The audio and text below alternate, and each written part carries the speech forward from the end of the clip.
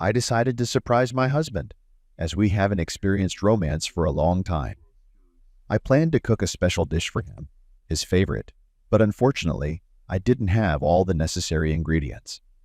So I went to the nearest store, conveniently located near our house. I decided not to change my outfit and settled on a silk robe. I like wearing it around the house, as it is relatively short and yet suitable for going out quickly without feeling awkward.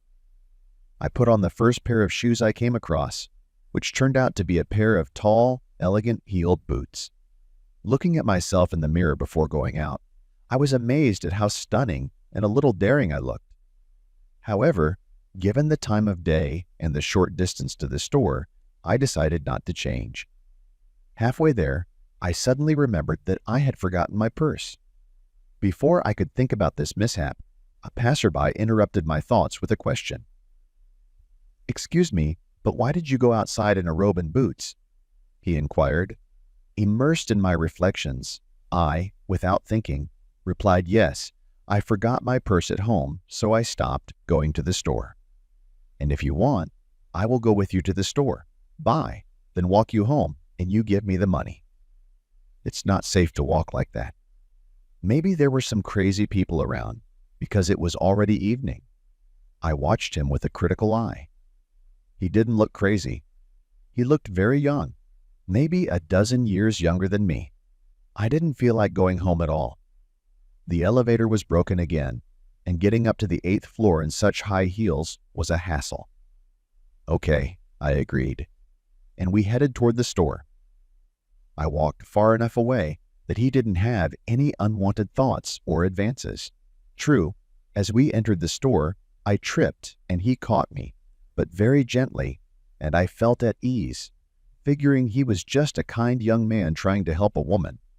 I quickly went to buy everything I needed so I could finish all my business as soon as possible. The guy hugged me periodically, afraid I might trip in those high heels. We were about to head towards the cash register when he said he'd be back in a minute and disappeared.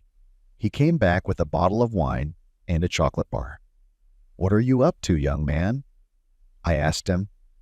It wasn't part of my plan. "Relax. It's just for me, for tonight."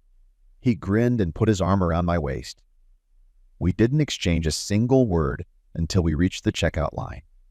As I placed the items on the counter, he stood there looking at me. The guy paid, and we left the store. On the way back, we got to talking. It turned out that the young man's name was Michael. I liked him very much, despite his young age and surprising self-confidence. When we reached the entrance and climbed the stairs, he entered the apartment after me. After handing him the money, I expressed my gratitude, noting his kindness and help. As a token of my gratitude, I invited him to sit down and chat. He gladly agreed, noting that the wine and chocolate had not gone to waste. I laughed at his remark, realizing that there was still time before my husband returned.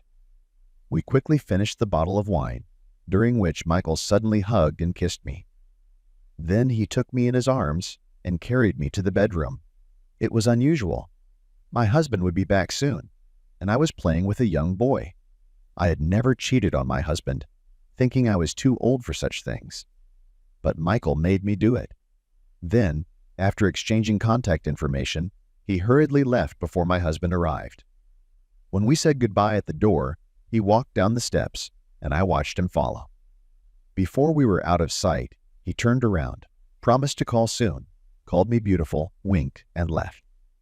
So I went grocery shopping, and now I don't know what to do. I want to remember my youth with this guy, and I'm afraid that my husband will find out about my adventures.